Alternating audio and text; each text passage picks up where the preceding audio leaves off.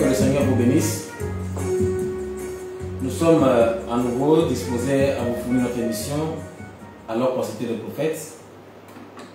Nous vous présentons nos excuses par rapport à hier. Nous avons eu un peu plus de courant. Voilà pourquoi nous sommes revenus ici afin de pouvoir terminer les deux questions restantes. Alors, révérend, que Dieu vous bénisse. Amen. Frère Nélis, Dieu te bénisse. Amen. Jacques, Dieu te bénisse. Nous sommes sur notre table ronde ici. Derrière la caméra, il y a le frère Dion, Élie, qui est là-bas. Et révérend, je crois que hier vous avez fait des déclarations. Arrivé à la maison, j'ai revu la vidéo, je me suis dit, mais est-ce que le révérend pèse un peu les mots bien, comme c'est dans l'émission, il y a l'émotion qui est descendue, bien quoi, je ne sais pas. Et j'ai réécouté un peu dans votre prédication de décembre, je crois, décembre. Quand vous avez parlé sur les ramassis et le troisième exode. J'aimerais qu'on revienne un peu là-dessus. Parce que là, vous avez dit certaines choses qui tapent un peu l'air. Vous avez dit dans le troisième exode, c'est que c'est dans le troisième exode même qu'on trouve des ramassis. Des gens qui ne sont pas appelés, mais ils ont infiltré le message du troisième exode. Et hier, vous avez dit quelque chose, vous dit, tout ce qui loue Dieu n'est pas de Dieu. Mais révérend, ça veut dire que, alors le révérend dit, il y en a qui disent, tout ce qui t'ont aimé, et tout ce que tu as aimé, Dieu te l'a donné. Maintenant, si quelqu'un loue Dieu, il chante Dieu, il chante Branham, il aime Branham. Mais la citation dit, tout ce qui loue Dieu n'est pas de Dieu, révérend. Est-ce une contradiction pour l'ange du Seigneur et le message ici? Ce l'ange lui a dit, tout ce qui t'ont aimé. Et nous aimons pas Branham, révérend. Comment vous pouvez justifier ça? Merci, frère, et te bénisse le chemin. Amen. Qui bénisse tous nos amis ici dans notre émission tout autour de la table et les caméramans, frère Eli. La parole, elle est vraiment un domaine au-delà de notre portée. Si je réponds, pour la meilleure façon de répondre à cette question serait de revenir par rapport d'abord à la Bible. Au temps de Jésus, reconnaître que Jésus était le Messie, c'est une grâce. C'est réservé plus ou moins aux élites. Mais n'empêche que Judas était parmi ceux qui ont reconnu que Jésus était le Messie. Et qui l'ont suivi et qui l'ont servi. Au point que Jésus pouvait même donner commission à Judas pour aller faire. Donc c'est quand Moïse quitte l'Égypte, au lieu qu'il quitte lui seul avec les élites de Dieu, mais il y a eu un seul million. Il y a eu plusieurs qui ont quitté en suivant la parole dans un âge donné, alors qu'ils ne doivent pas ou ne devraient pas y être. C'est pourquoi les ramassis, justement, c'est dans le troisième exode, oui, parce qu'on ne peut pas parler de ramassis dans le deuxième, on n'est plus dans le deuxième. Le deuxième étant déjà d'office une dénomination, nous devrions changer notre manière de prêcher et d'enseigner. Parce qu'aujourd'hui, quand nous prêchons, nous parlons de dénomination, nous voyons des gens qui ne sont pas dans notre âge. Oui. C'est des dénominationnels. Non. Quand nous parlons de l'impie, nous voyons des gens qui ne sont pas dans notre âge. Oui. On voit soit pape, soit on voit les chrétiens comme ça. Oui. Non.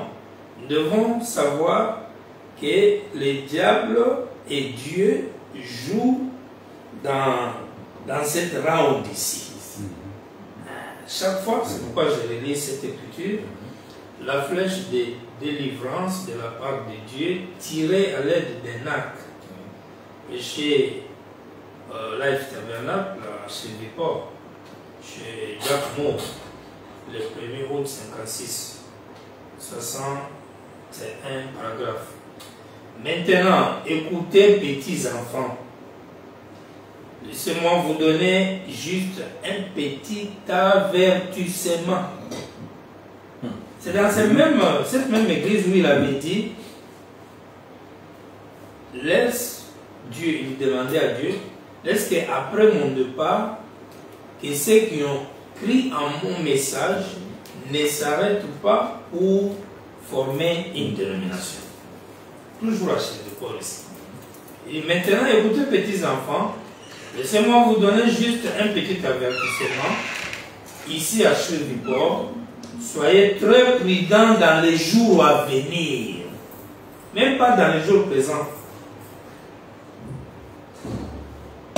Dans les jours à venir, eh bien, tous ceux qui crient et qui louent Dieu ne pas de Dieu. Alors, aujourd'hui, Dieu qu'on crie, qu'on loue, on ne doit pas voir le Dieu d'hier, le Dieu révélé il y a 2000 ans, 1000 ans. Non. C'est le Dieu d'aujourd'hui, dans le temps présent. Il écoute, il dit, Caïn a fait la même chose, mais ils viennent. Caïn a fait la même chose. Mais ils viennent de l'écriture, au pluriel. Voyez-vous, ils sortent de la parole de Dieu. Ils sortent de la parole de Dieu. Les adorateurs sortent tous de la parole, sortent tous dans les Écritures. Voyez-vous, maintenant, soyez attentifs. En effet, souvenez-vous, quand Dieu envoie un réveil, l'enfer aussi envoie les signes. L'enfer aussi envoie un réveil. Envoie un réveil sur la même base, c'est ça le problème. La même parole.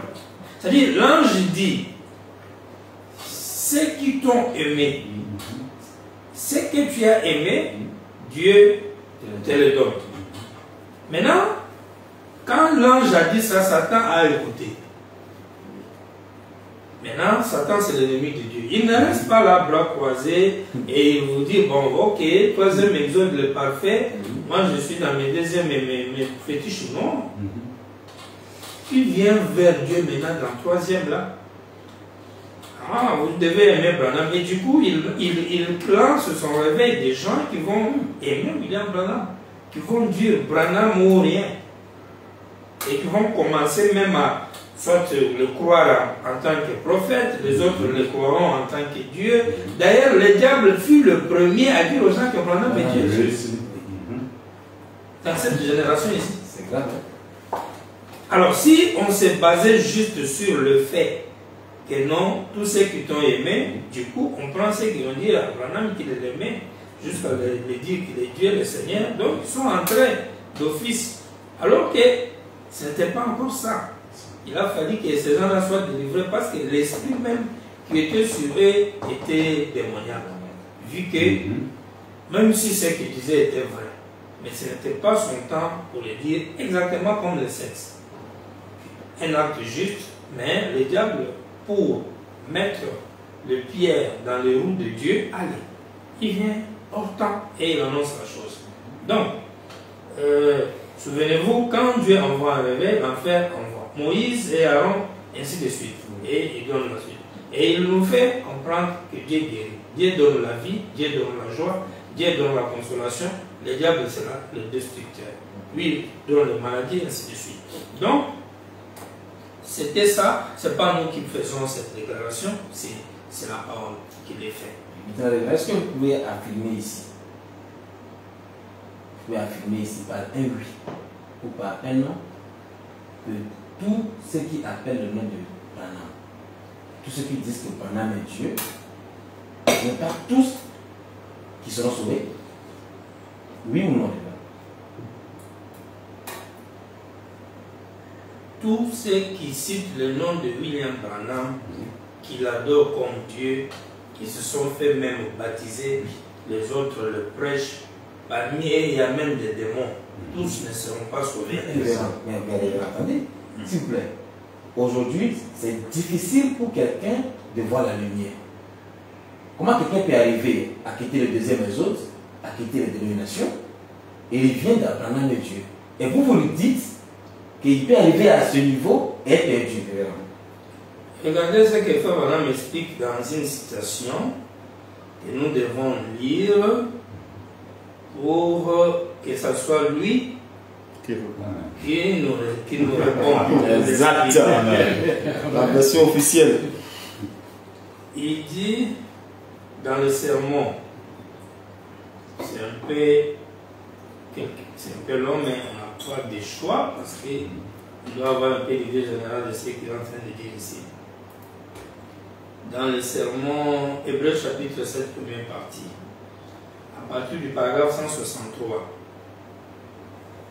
La loi, les légalistes, voyez-vous, oh, vous devez faire ceci.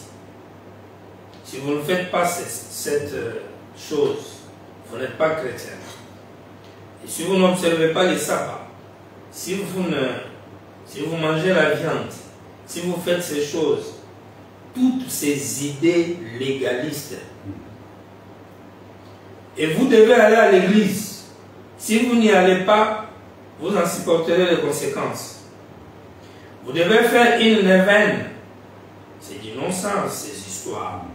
Vous êtes sauvés par la grâce de Dieu, par la préscience de Dieu, par sa prédestination. C'est ça. Hein? C'est ça. Non, c'est pas la grâce. La prédestination. C'est pourquoi je commence par là. Au point même de dire, vous attaquez les gens. Si vous n'allez pas à l'église, si vous ne faites pas, il dit, laissez ces idées, choses. Et du coup, si je prends ça, je suis là. Tu vois, non? Donc je peux frapper comme je veux, mais déjà on me dit ça. C'est l'écriture, non? C'est pas ça. C'est maintenant pour rien. Vous êtes sauvés par la grâce de Dieu, par la préscience de Dieu. Frère, c'est la prédestination, frère. Nous, on croit à la prédestination. On a appris à croire à Branham. Il n'y a pas les lois. Laissez-nous ces esprits légalistes, des pasteurs légalistes dans le 3e exode. Ça, c'est pas le message du 3e exode, c'est les lois, tout ça. On nous dit ça. Et voilà la citation à l'appui. Dieu a appelé Abraham par prédestination, par préscience. Il a appelé, il a haï Ésaü et aimé Jacob, avant qu'aucun de deux ne fût né. C'est vrai, c'est la préscience de Dieu qui connaît ces choses. 164. Alors, vous dites, à quoi sert-il de prêcher l'évangile? Oui. Il répond, bien, je vous dirai ceci. Parce que c'est lui qui annonce, tout ce ne faites pas là, c'est d'innocence. Vous êtes sauvés par grâce. Puis, il se revient à la question, il se pose, on prêche pourquoi? Il dit, Paul a répondu à cela, ou plutôt Jésus. Jésus a répondu à cette question-là.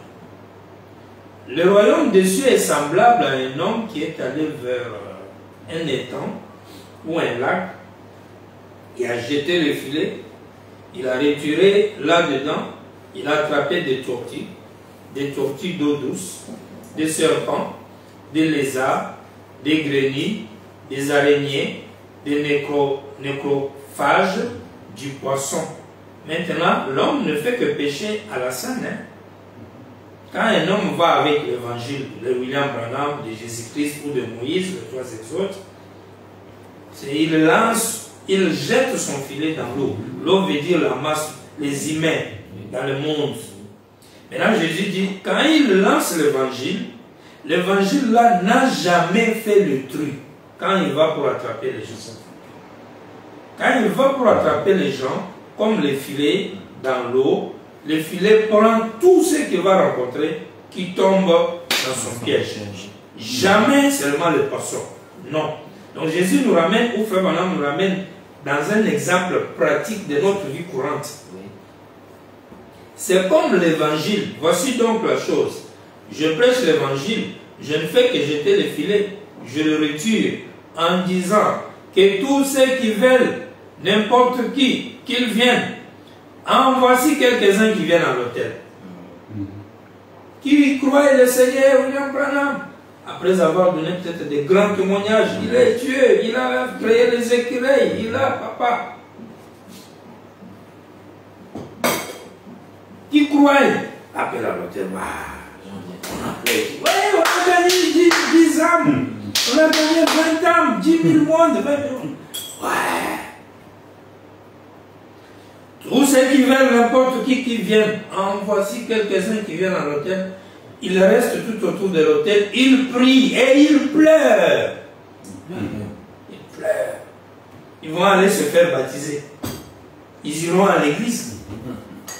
Je ne puis distinguer l'un de l'autre.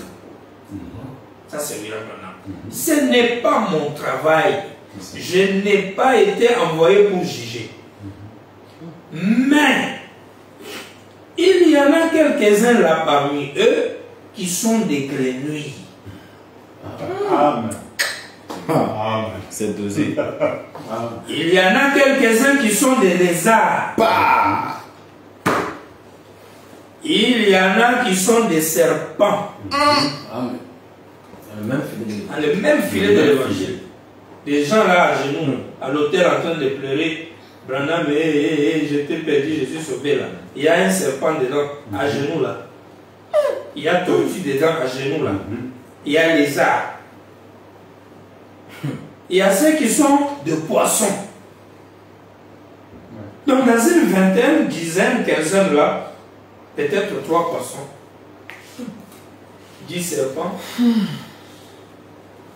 oui, lézards, 4 araignées, ainsi de suite. Et quelques pierres et des grenouilles. Ils sont dedans, bien habillés, à genoux, pleurant, priant. Et Frère Madame dit, difficile de savoir. Alors, ce n'est pas mon travail de juger. Je dis, Père, voici ce que j'ai retiré. Mais la grenouille était une grenouille pour commencer. Elle n'est pas devenue grenouille à l'hôtel. Elle est venue étant grenouille. L'araignée, la vieille araignée, ça sera là et regardera tout autour un petit moment. Et roulant ses grands yeux en regardant à la ronde, elle dira, vous savez quoi, j'en ai simplement reçu autant que je peux supporter. Bloc, bloc, bloc, bloc. La voilà qui s'en va. La vieille dame serpent lèvera la tête et dira, eh bien, vous savez quoi, si on va prêcher de la sorte contre le fait de porter les shorts et les restes, c'est moi qu'on vise. Ainsi, je m'en éloignerai de cette bande d'exaltés. C'est tout ce que ça doit être. Vous étiez un serpent pour commencer. Tout à fait vrai. Et voici assis ici le vieux monsieur Crapaud, grenouille, avec cette énorme cigare à la bouche, tel un bœuf des Texans décorné. Il se tiendra là, regardera tout autour et dira, eh bien, je ne me suis jamais senti condamné d'avoir fumé. Je ne me suis jamais senti condamné de prendre des femmes. Il n'y a pas condamnation, frère. Laissez juger les gens, frère. Ne jugez pas. Toi, tu es saint. Toi, tu es saint. Tous ceux qui ont aimé, tous ceux qui t'ont aimé, Dieu les a donnés. Tu dis bien tous ceux qui t'ont aimé et tous ceux que tu as aimé. Toi, tu l'as aimé, mais celui qui t'a aimé. C'est ça la question. D'accord. Parce que si il t'aime, comme un père qui aime son enfant, il y a fouette, chicote. Tu vas jouer sur la route, il va chicote. Donc il y a, quand il t'aime, il te révèle sa parole, sa volonté, il te protège, il te garde. Donc ce n'est pas juste le fait que toi tu puisses l'aimer, lui aussi doit t'aimer. Et voici assis le vieux monsieur Crapaud qui fait ça. Votre nature prouve ce que vous êtes. Votre vie montre, reflète ce que vous êtes. Même seulement, ne dites pas, les légalistes, ne faites pas, ne faites pas. Et laissez-nous tranquille, c'est la grâce. Puis il tourne. Donc après vous dites à cause de ça, on paie. Voilà maintenant la clarification qu'il vous donne. Ce que toi tu fais là, c'est ta nature. Tu es crapaud, tu es serpent, tu es tortue, ainsi de suite. Ce que votre vie montre reflète ce que vous êtes. Et au commencement, il ne m'est pas difficile de voir cela. Il ne vous est pas difficile de voir cela. Si je me rendais chez Roy Slaughter, infirmier ici présent, et que je voyais les cochons dehors sur un tas de fumier, mangeant du fumier, je ne dirais rien de mal contre cela. Ce sont des cochons. Mais si je voyais un agneau se tenant sur ce tas de fumier, Cela me surprendrait. Oui, oui. Voyez-vous, ne vous en faites pas. Vous ne le verrez pas là. Il ne pourrait simplement pas le supporter. L'agneau ne mange pas les fumiers là. La colombe ne mange pas les chairs là. Et un homme qui est né de l'Esprit de Dieu hait les choses du monde. C'est vrai. Et les choses du monde, ce n'est pas veste, chemise, maison. C'est-à-dire tout ce qui fait du mal à Dieu. Parce qu'on a vu hier que le mal, c'est causer du tort à quelqu'un. Et quand on cause du tort à quelqu'un, ça veut dire on va à son encontre. Lui dit oui, toi tu dis non. Lui dit gauche, toi tu dis droite. Lui dit monter, toi tu dis descendre. Donc tu te bloques à lui. C'est comme les lois dans un pays. On a édicté les lois. On dit ici c'est le feu vert, comme on disait hier, c'est le feu rouge. Quand il est le feu rouge, toi tu accélères. Tu vas à l'encontre de la loi. Si chaque jour je courais partout avec des femmes et qu'ensuite je rentrais chez moi pour dire à ma femme que je l'aimais, elle saurait que je suis un menteur. Parce que ce sont les faux vieux aussi. Ça peut se prouver dans ça. Si chaque jour je courais partout avec des femmes et qu'ensuite je rentrais chez moi pour dire à ma femme que je l'aimais, elle saurait que je suis un menteur. Mes actions parleraient plus fort que mes paroles. Certainement, je lui prouverai que je ne l'aime pas pour ne lui avoir pas été fidèle. Si elle me disait qu'elle m'aimait et que chaque fois que je serais en voyage, elle court avec quelqu'un d'autre, cela prouverait qu'elle ne m'aime pas. C'est vrai, ses actions le prouveraient. Peu importe combien elle essayerait de me dire « Bill, je t'aime », s'il n'y a personne et il n'y a personne d'autre au monde à part toi, je saurais que c'est une menteuse. 177. Et quand vous essayez de dire « Seigneur, je t'aime », William Branham, je t'aime, mon Branham. Et que vous faites les choses du monde, Dieu sait que vous êtes un menteur pour commencer. Dieu sait. Dieu sait. Amen. Nous, on ne sait pas, mais Dieu sait que tu mens. Ce n'était pas moi, c'est lui. Donc, nous, on peut se mentir quand même Dieu. Nous-mêmes, on ment. Qu'on aime Dieu. On aime Dieu. Et Dieu sait qu'on ment. Et en plus, il n'est même pas avec nous. Et nous, on est dedans, on crie et on le loue. On construit même l'église. On prêche. On paie Dieu, mon frère, de tout ça là. Des démons, Dieu n'est pas dedans. C'est pourquoi aujourd'hui, adorer le diable n'est pas seulement adorer Jésus. Tu peux être adorateur de Branham, mais tu adores le diable. Oui. C'est encore fort. C'est ça le problème. C'est encore fort. Mais oui. Branham dit même la photo de l'ange. Si vous l'utilisez mal, c'est de l'idolâtrie. Dans l'alliance inconditionnelle. On peut être là dans une église du 3e exode. Il y a dans les églises du 3e exode qui adorent Satan. Les diables jubilent avec eux là-bas. Et dans les chansons, je suis le croyant de William Branham. Je tiendrai en chantant ça là, ils adorent le diable. Aujourd'hui, sans le savoir. Ce n'est pas seulement encore Jésus.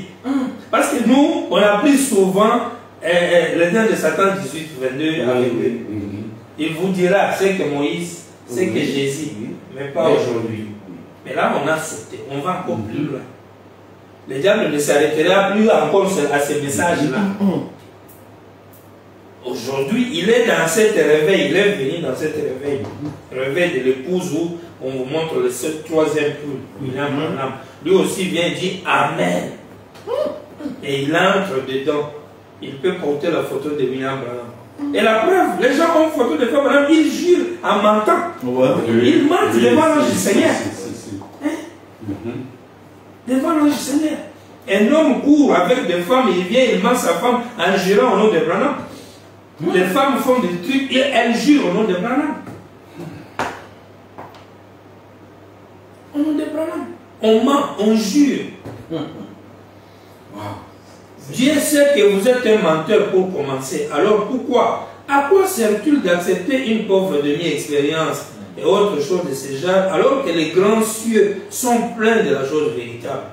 Pourquoi voulez-vous être un misérable, un demi-chrétien, un prétendu chrétien sans expérience, un soi-disant chrétien, alors que vous pouvez être un véritable enfant de Dieu, né de nouveau, avec les cloches de joie du ciel sonnant dans votre cœur, vous réjouissant et louant Dieu, et vivant une vie de victoire par Jésus-Christ? N'ayez pas peur n'essayez pas de le faire par vous-même. Pour commencer, vous allez faillir. Mais prenez-le au mot et reposez-vous sur ce qu'il a dit être la vérité, et croyez-le et aimez-le, et il fera en sorte que tout marche bien pour vous. C'est ça, c'est ça. Ce que Granville n'aime pas, c'est fabriquer les os. Tu prends les animaux avec leur nature, tu les mets dans les cages, tu fermes avec les cadenas, appelés tabernacle tel. Et les diacres sont des policiers qui tournent tout autour, comme les anti-braconnières. Pour le surveiller. Et quand on attrape un qui veut sortir, on coupe les bras. L'église va te frapper ainsi de suite. Du coup, vous aurez une sainteté et puis vous allez la mauvaise vie, mauvaise vie, mauvaise vie. Je me rappelle, j'ai vu mon vieux, le révérend de Chikina là-bas, avec le peu amer, le prêchant André un fouet. Il dit, chassons les démons dans le message. Chassons les démons, c'est la parole. Ouais, c'est bien. Bon, on peut faire ça. On peut dire aux gens, ne faites pas, ne faites pas. Donc notre enseignement aujourd'hui n'est pas de dire aux gens, ne faites pas, ne faites pas. Ça leur dit, fera absolument rien. Et notre enseignement ne dit pas que les gens sont sauvés par leurs bonnes œuvres. Non, parce que le diable peut mener une bonne œuvre au point que tu manques même quoi lui reprocher. Les pharisiens en avaient. Et quand la parole est faite chère, ils refusent. Mais le diable peut croire aussi la parole faite chère comme Judas. Et mener les bonnes œuvres, mais être un démon. Gros bateau. Il prêche même le message. Il guérit les malades.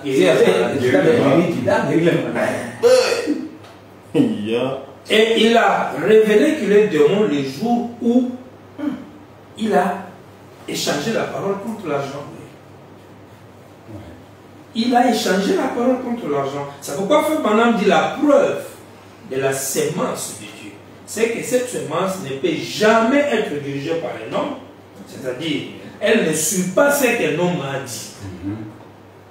C'est une sémence qui ne suit que ce que Dieu a dit. Si c'est comme ça, alors on ne peut pas avoir de pasteurs. Elle ponctue toujours Amen à la parole. Si c'est comme ça, pourquoi avoir les pasteurs? Les pasteurs que nous avons, on a dit hier, ce sont des associés. Ils n'ont pas de semences, ce sont les eunuques du temple. Un eunuque du temple, c'est quelqu'un qui garde la reine. Quand il garde la reine, là, on l'a détruit, il n'a pas de semences. Et le fait de manquer de semences, c'est ça qu'on appelle les dons. Parce que les dons veut dire la capacité qu'un homme a de s'écarter du chemin et laisser Dieu entrer en lui et agir et donner sa semence. Alors quand quelqu'un n'a pas de don, au lieu que ce soit Dieu qui vient entrer, qui parle, c'est lui qui parle. Et quand c'est lui qui parle, il donne sa semence. Et du coup, c'est la dénomination. Donc le pasteur, c'est pourquoi vous voyez Frère Branham qui dit Dieu ne dirige pas son église par les êtres humains. Âge de Pergame, je crois aussi. Mais il la dirige par le Saint-Esprit au moyen des dons. Et les dons là, ici, les uns évangélistes, les autres. Et les évangélistes, ce sont des humains. Oui, donc c'est ça. Donc voilà un peu ce que je pouvais dire. Vraiment, que Dieu vous bénisse, révérend. Nous allons vous lire la question d'hier. On a terminé la deuxième question qui était Dieu peut-il pousser son fils ou son serviteur à faire le mal pour sa gloire? Cette question a été répondue. Troisième question, Dieu ne devait-il pas nous empêcher de faire le mal comme il le faisait avec William Branham? Oui, c'est sûr, ça qu'on était quand le courant était consommé, il fallait recharger. Donc, parce qu'après dire, nous sommes des fils de Dieu. Ouais. Nous sommes des fils de Dieu, nous avons l'esprit de Dieu en nous. Nous sommes même des petits dieux. donc des petits dieux. Donc l'ange qui empêchait Frère Branham, quand il voulait fumer, quand il voulait boire, quand il voulait faire le mal, l'ange là qui venait pour l'empêcher, est-ce que cet ange ne peut pas être là aujourd'hui pour nous empêcher et ça nous laisse faire du mal et après Dieu vient nous juger? Pourquoi?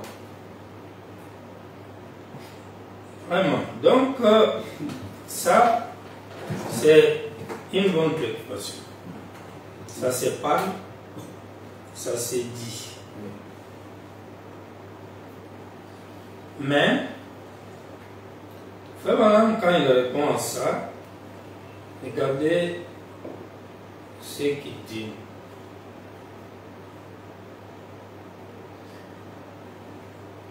L'ange du Seigneur,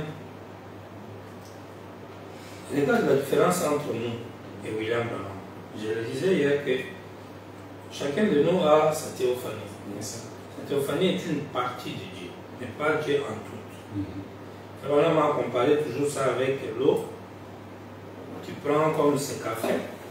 Quand je le prends comme ça, il dit c'est l'eau. Il dit c'est H2O. Mais si sa puissance et sa capacité est inférieure à la mer, il y a toujours H2O qui est aussi H2O, DHO, tout ça. Donc, nous avons l'ombre de Dieu, nous avons la partie de Dieu en nous, et nous sommes les enfants de Dieu qui sont venus dans le monde dans un but de tomber. Et puis que Dieu nous rachète. Parce que Dieu voulait manifester ses attributs, et par conséquent, il a laissé le diable suyer la terre, et il nous a laissé venir sur la terre suyer, et qu'on quitte la parole, pour qu'après lui nous ramène à la parole, en tant que rédempteur. Donc, d'office, dans les plans de Dieu, dans sa conception, nous ne venons pas sur la terre comme des gens qui seront exempts de faire le mal, de chiter. C'est pourquoi hier tu m'as donné l'écriture où il dit vous commettrez des erreurs, de fautes. Tu vois, non, déjà qu'avec ces écritures-là, ça veut dire que dans la pensée de Dieu, il ne prévoit pas qu'en nous envoyant, il sera là pour nous empêcher de faire le mal. Non. Mais pourquoi vous condamnez le mal? Très bien. Maintenant, regardez ce que Dieu fait. Quand je dis ça en comparaison avec Frère Branham, alors que pour Frère Branham, il lui dit ne suis pas ton corps, car tu as une œuvre accomplie quand tu seras plus âgé.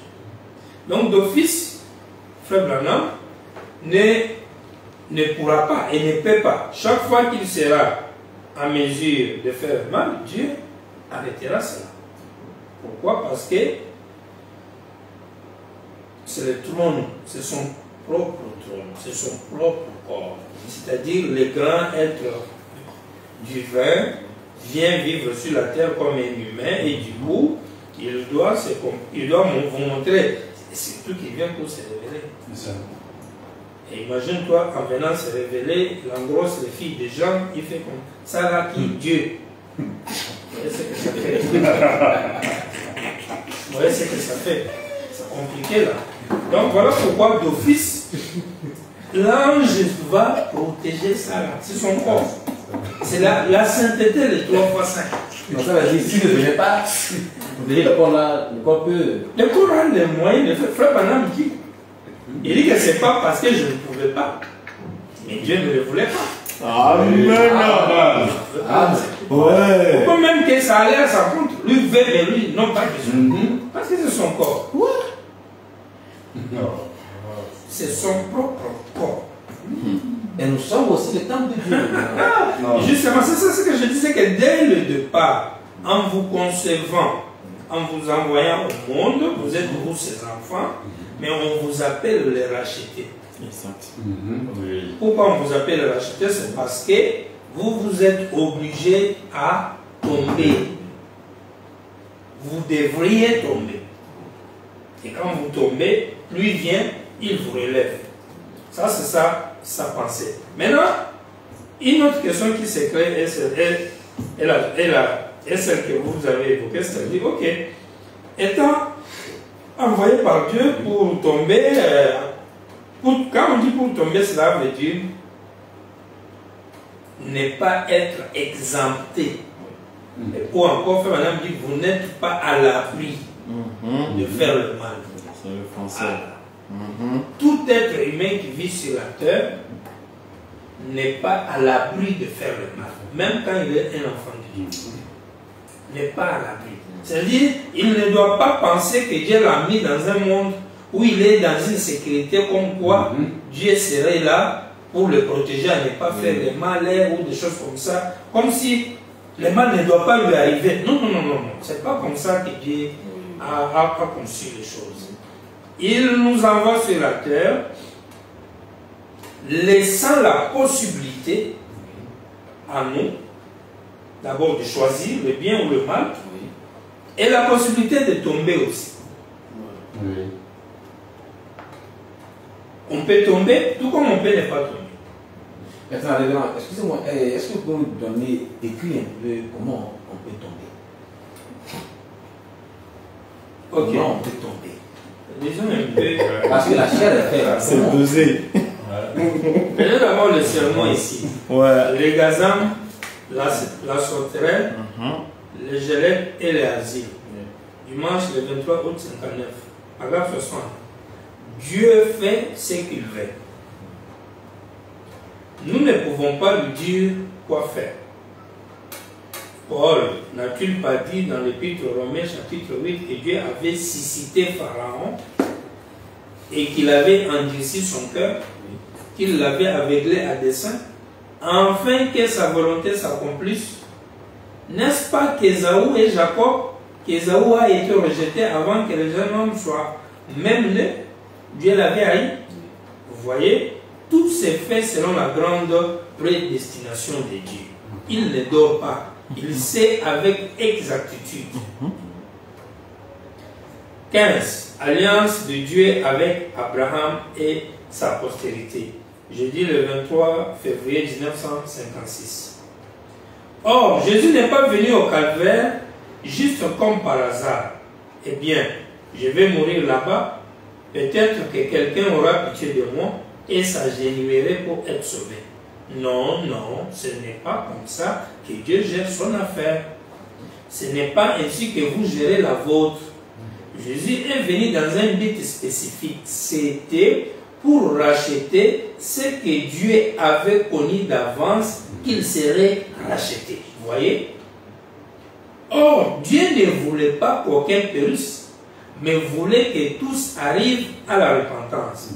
Mais pour être Dieu, il devait savoir, eh bien, le mot prédestiné tel qu'il utilisait dans Ephésiens 1:25, prédestiné là, c'est un bon terme. Cela veut dire, en parlant aux gens de la prédestination, parfois, ça les amène à penser que Dieu vous a simplement prédestiné juste pour vous pousser au travers d'un petit canal ou quelque chose comme cela.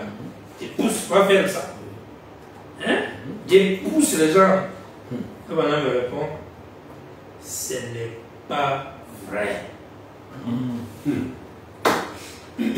D'abord, est-ce que Dieu pousse-t-il les gens, soit pour le croire, soit pour aller faire le mal? Non, Dieu ne pousse pas. Dieu ne pousse personne, ni pour faire le bien, ni pour faire le mal. Dieu ne pousse personne. Mais Dieu laisse tout devant l'homme. C'est pourquoi on parle de Deutéronome. Il dit, j'ai mis devant toi deux chemins, deux voies, choisis. Si tu choisis la bonne, tu vivras.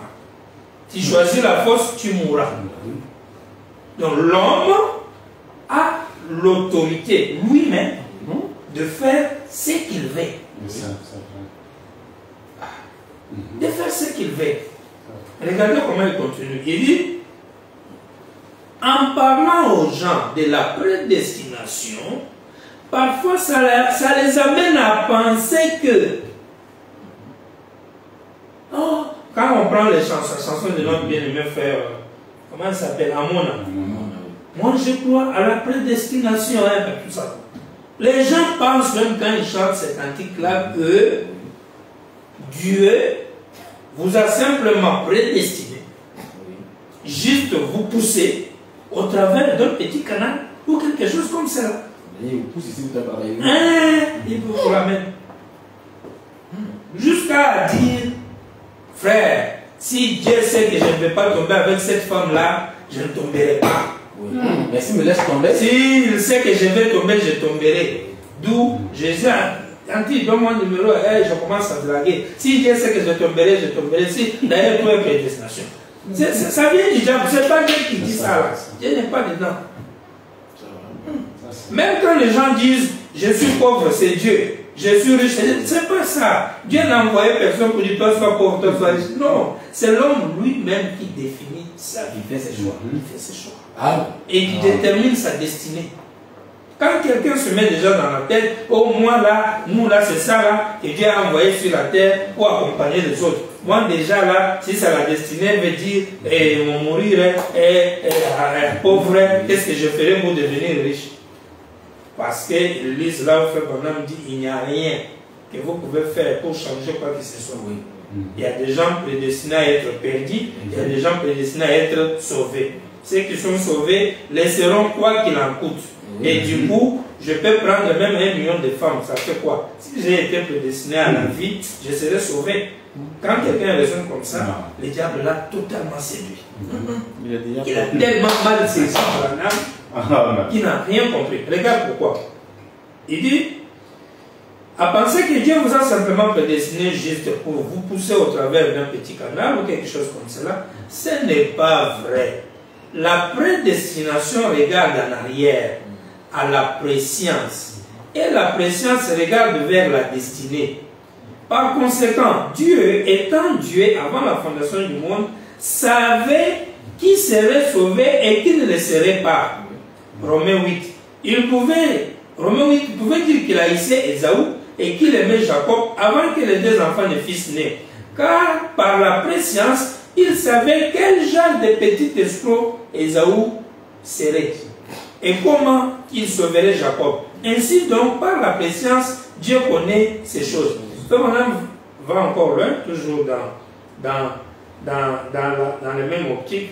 Je pourrais encore lire ça quelque part ici. Il dit, ce n'est pas que Dieu s'est levé et il a dit, Jacob c'est pour moi. Ésaü c'est pour moi. Il dit, non, Ésaü n'est pas pour moi. Il dit, non, c'est pas ça. Il dit, c'est pas ça. Et vous avez mal compris la prédestination. Dans le sermon, Jéhovah Jireh. Je pense que pendant que tu seras en train de formuler une question, je vais... Non, je veux savoir comment quelqu'un tombe. Voilà, on y arrive maintenant. C'est très important. Prenez par exemple la marque de la bête, 17 février 61, 29. Nous sommes allés jusqu'à Caïn, jusqu'à Ésaü et Jacob. Dieu a dit que la préscience, la prédestination de Dieu, ce n'est pas que Dieu voulait condamner Ésaü. Oh, quand on dit Dieu a haï Ésaü, vous voyez frère, il n'est même pas né, Dieu ne l'aime pas. Donc qu'est-ce qu'il va faire pour que Dieu puisse l'aimer? Non. L'esprit qui est venu entrer dans Ésaü quand il était né, Dieu savait que ça venait de Lucifer, côté les anges déchus que Lucifer a gagné lors du combat qui a eu lieu entre Dieu et Michael. Amen. Il y a eu des esprits qui ont été gagnés par le diable, il y a les esprits qui sont restés avec Dieu. Donc ça fait déjà que Dieu sait que quand l'esprit est tombé dans tel corps, ah ça sera mon enfant. Ah, il est tombé là-bas, oh lui là c'est seulement de serpent. C'est ça qui veut dire, peu importe quoi qu'il en soit, l'un ou l'autre ne peut pas changer de camp. Tu vois un peu? Ah, ce n'est pas que quand tu viens sur la terre, tu fais n'importe quoi, tu ne changeras pas. Non, non, non. Quand tu vis sur la terre, tu montres de quel côté tu es. Quand toi tu viens, tu casses les maisons des gens, tu es brigand, tout l'argent qui passe, tu prends, les femmes tu prends, tu tues parce que peu importe Dieu est le président. Non, non, ce que tu fais reflète ce qui est l'état de ton âme, donc tu es luciférien. Tu ne seras jamais du côté de Dieu parce que tu détermineras où tu iras à partir de la nature que tu reproduis. Parce qu'un arbre est connu par sa nature. Alors, quand on demande comment on peut tomber, oui, parce qu'aujourd'hui, nous voyons beaucoup de gens qui viennent pour dire, ah, pasteur, je suis tombé. Est-ce que réellement, les gens, ils tombent ou bien eux-mêmes, ils fabriquent ça et puis ils viennent, Prenez par exemple, dès ce moment, 13G62 vendredi, 95-96, vous passez près d'une église et vous entendez les gens chanter des cantiques. Vous sentez une réelle envie d'y entrer. Mais oh là là, vous allumez une autre cigarette et vous secouez la tête. Qu'est-ce que vous essayez de faire? Vous vous débattez pour vous frayer un passage à travers chaque barricade. Oui. Ce n'est pas Dieu qui vous envoie à l'enfer. Vous vous envoyez vous-même en enfer. Vous démolissez chaque barricade. Vous outrepassez tout le feu rouge, cherchant à vous envoyer vous-même en enfer. Et ensuite vous dites que Dieu est bon et qu'il ne voudrait pas vous envoyer en enfer. Mais vous vous envoyez vous-même en enfer. C'est vrai, Dieu n'envoie personne en enfer. Celui-ci a été créé pour le diable, c'est anges, pas pour vous. Mais vous vous débattez pour vous frayer un chemin vers là. C'est ce que les hommes et les femmes font. Ce qui veut dire, quand quelqu'un dit je suis tombé, la première chose que nous devons savoir, c'est que la personne a accepté de faire le mal. Il y a ceux qui acceptent par conception du mal en question. Il a eu le temps de concevoir le mal. C'est pourquoi vous verrez Jésus parler de celui qui conçoit le mal. Tu vois, le Dieu n'est pas en lui. Et il y a d'autres pièges. D'autres qui tombent dans les pièges. Regardez par exemple le mal que David avait fait. David n'a pas conçu le mal envers la femme de Uri. Vous voyez? David, il prenait de l'air sur son véranda. Carrément, lui, derrière sa maison, je ne sais même pas comment. À l'époque, s'ils avaient quelle douche, on ne sait pas. Il est en haut de l'étage. Lui est en haut de l'étage. Il a vu sa nudité. La Bible dit l'arbre, le fruit est bon, goût doux, tout ça là, à manger et agréable à voir. Ce qui fait que tout être humain est attiré pour voir une femme quand elle est nue. Même si l'être humain là a le Saint-Esprit rempli, je ne sais pas, juste autre chose. Ici, on peut enlever que les grands billes. Lui, il est très très élevé. On ne le compte pas dans ça. Nous, on parle de nous humains. Lui, le droit humain. Non, lui, c'est pas humain. Mais c'est extraterrestre, c'est notre monde. Il est venu faire comme humain, mais il n'est pas humain. C'est pourquoi essayer de se comparer. Il faut laisser l'histoire de mettre. C'est ça. Il est fait comme nous. Non. Voilà, mais pas notre frère. Et notre frère, pas courtoisie, la gentillesse. Ce n'est pas camarade de quelqu'un. Ça, c'est notre être. Donc, quand tu regarderas une femme, Dieu a fait le corps humain de telle sorte que dès que tu regardes, tu dois avoir, au moins si tu es impuissant. Et si tu n'es pas impuissant, du coup, tu auras l'envie. Tu vas aimer ce que tu serais en train de regarder. Et voilà le Fils de Dieu qui est tombé dans ça là. Il va, comme David là, et il fait la chose. Ça, on comprend. Le mot tomber peut avoir un sens. Un accident est arrivé, il a vu quelque chose qu'il n'a pas conçu. Il n'est pas resté là, il a conçu que tu as pris tout ton temps à méditer le mal, comme la Bible dit, celui qui médite le mal. Tu dors, tu te réveilles en méditant ce mal-là. Tu ne vas pas parler de tomber. Au contraire, toi, tu as sauté sur le toit. Là, ce n'est pas tomber, c'est sauter sur le toit pour le déchirer. Tu sais que la femme là, c'est la femme de quelqu'un. Tu dragues matin, midi, soir, tu veux à tout prix le convaincre. La convaincre pour coucher avec. Le jour où tu couches avec elle, tu dis, oh Dieu, pardonnez-moi, je suis tombé. Tu es menteur, tu es tombé. Tu n'es pas tombé. Ça, ce n'est pas tombé. Mais tu es dans un hôtel, même dans un voyage, où tu vas en ville, et tu tombes devant quelque chose que tu n'arrives pas à... Ça te frappe quoi pas, tu es embrouillé, tu perds l'équilibre. Tu es humain, tu es fait comme ça. Tu perds l'équilibre. Et te voilà, tu te retrouves dans une situation très très délicate. Soit une femme t'a fait montrer je ne sais pas quoi, son corps ou je ne sais pas comment, et du coup, te voilà attiré. Celui-là peut conjuguer le verbe tomber. Peut conjuguer le verbe tomber. Mais quand on prend tout son temps à faire le mal et on justifie ça par des doctrines ou des écritures, on prend mal, ça c'est pas tomber. Moi, je vais dire quelque chose ici dans le sens là de... Avec... quand un homme va sur la route,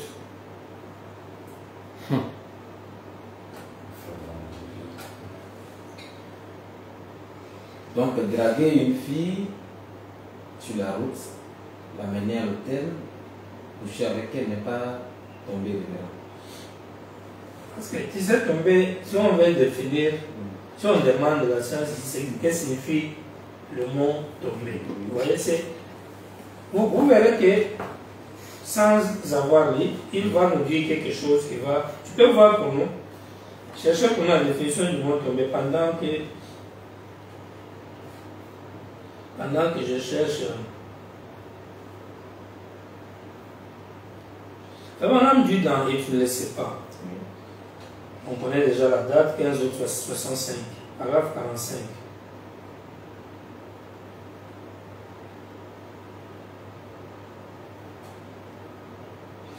Je vais prophétiser à votre intention quelque chose juste avant que ça en arrive. Le monde entier est en train d'avancer à l'aveuglette dans la folie. Et cela ira sans cesse en s'empirant, si bien qu'à la fin, ça sera une vraie bande de fous. Monde entier. Et nous voyons déjà même, avec la guerre en Ukraine, on comprend déjà que l'homme est fou. Et c'est pratiquement le cas aujourd'hui. Pouvez-vous imaginer un homme qui roule tous les feux éteints et du mauvais côté de la route? Un jeune homme qui vient à peine, semble-t-il, de sortir du secondaire et qui tue tout un groupe de gens. Cela arrête-t-il un autre, vient juste derrière. Là, il parle un peu des gens qui tuent comme ça, puis quand on vient, on va les juger pour dire non, il était un peu ivre, des choses comme ça. Complaisance. Pouvez-vous imaginer une jeune femme épanouie, tant que femme, belle, bien bâtie, des belles formes? C'est grand mille pas.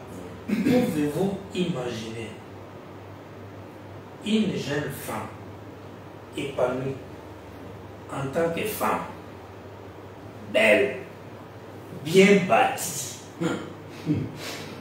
et fait vraiment des belles formes? Il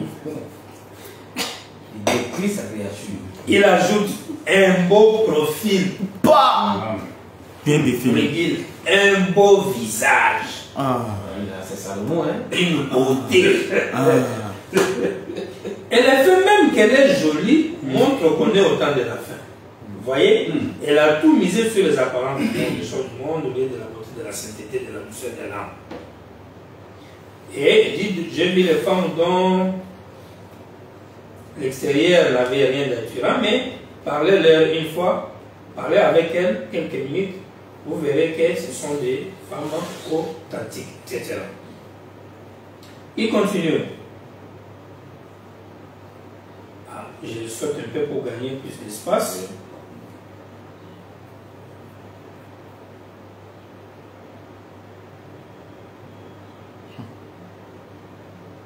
Vous avez eu la chose? Oui. Tombez, venez voir. Perd l'équilibre et fait une chute. S'affaisser au sol, s'abattre, s'écrouler, se casser une jambe en tombant, fait tomber une occlusion. C'est perdre l'équilibre. Tu vois ce que signifie tomber, non? Oui. Perdre L'équilibre. l'équilibre. Ce n'est pas... C'est pas sauter. Non. Quand quelqu'un perd l'équilibre, c'est-à-dire, c'est à son insu. Il ne veut pas perdre l'équilibre. Amen. Il ne voulait pas perdre, il ne voulait pas tomber. C'est pas exprès. Non, oui, non. Non, on saute. Nous, on voit quelqu'un apporte de l'argent, de la beauté, de ce qu'on peut gagner, et tout ça là, on va dedans. Et on utilise le mot je suis tombé. Ce n'est pas tombé. Oh frère, laissez votre frère le tomber. Priez pour lui, il est tombé. Il n'est pas tombé. Il mange ce qui est sa nourriture, ce qu'il veut manger. Il a foncé dans le tas. Et il a fait des tonneaux. Hein. Pour le temps aujourd'hui, il tombe, il est tombé. Alors, tu vois maintenant, si quelqu'un, à un moment, il tombe seulement, il perd seulement l'équilibre. Au bout de 5 ans, 10 ans, est-ce qu'il a encore des gens? Il n'y a plus les jambes. Ce n'est plus les jambes là. Il est où donc c'est pas comme ça. C'est qui n'est plus normal. Non, c'est pas comme ça. Mais on dit, mais c'est du sérieux, les grands. Ah oui. Du sérieux, ça va pour tout le monde. Ah, c'est ça. C'est pourquoi moi j'ai toujours dit aux gens, ce n'est pas problème de dire aux gens, oh non, vous vous condamnez quoi? Donc vous voulez qu'on puisse commencer à dire quoi aux gens tous les jours ici? Allons tous dans le bar et les hôtels. Je vous aime. Je vous aime. Ce n'est pas ça. On prenait ça comme un doctrine. C'est pas comme ça. Par contre, on doit toujours montrer aux gens ce que Dieu a dit, ce qu'ils doivent éviter. Et là où, quand ils auront une chute, on va les aider à se relever. Maintenant, il y a les gens, quand tu veux le mettre debout là, il veut même te frapper.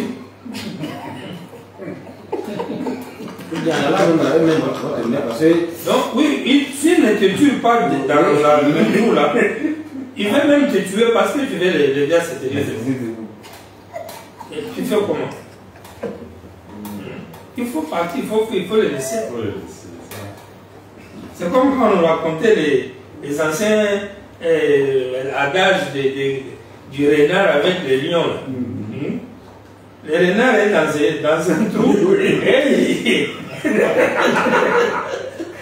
et il voit, ou bien lui il est dehors, je ne sais pas, il voit que l'autre là, si jamais je l'aide à sortir, il va me tuer.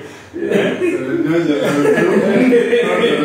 lieu dans le renard en haut. Et quand le renard, il voit, le lion est dans la main. Aide-moi à sortir. Le renard dit, bon, tu étais dans la sortie, tu vas me manger. Regardez ici, voilà une jeune fille qui marche dans la rue 82 en se tortillant. Voilà un jeune homme et ça attire son regard.